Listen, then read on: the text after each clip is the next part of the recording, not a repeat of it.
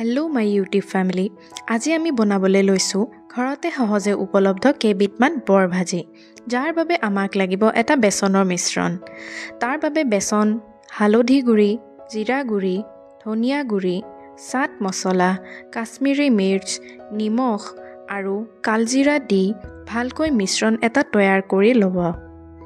আনফালে কেৰাহীত তেল গৰম হ'বলৈ দি আগতে তৈয়াৰ কৰি থোৱা কলডিলৰ ফুলখিনি বেচনৰ মিশ্ৰণটোত ডুবাই ভালদৰে ভাজি ল'ব লাগিব।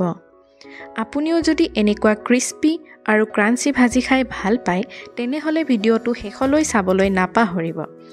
আৰু বৰ ভাজিকেইটা গল্ডেন ব্ৰাউন হোৱা পিছত নমাই থ'ব।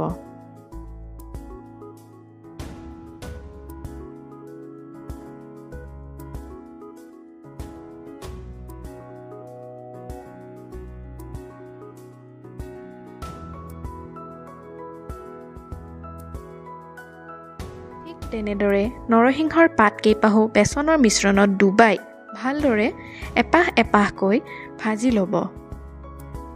আৰু আপুনি কিহৰ ভাজি খাই ভাল পায় মোক কমেণ্ট বক্সত জনাবলৈ নাপাহৰিব দেই। বৰ ভাজি কেইপাহ ভালদৰে গল্ডেন ব্ৰাউন হোৱা পিছত এটা এটাকৈ নমাই থ'ব।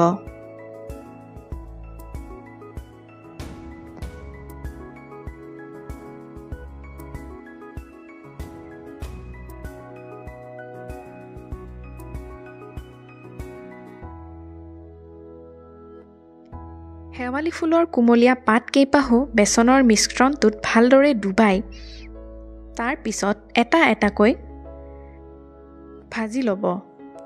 আৰু গল্ডেন ব্ৰাউন হোৱা পিছত এটা এটাকৈ নমাই থ'ব।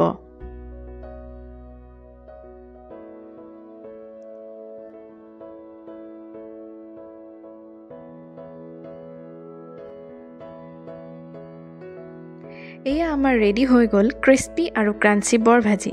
যদি ভিডিঅ'টো চাই আপোনালোকৰ ভাল লাগিছে তেনেহ'লে ছাবস্ক্ৰাইব, লাইক আৰু শ্বেয়াৰ কৰিবলৈ নাপাহৰিব।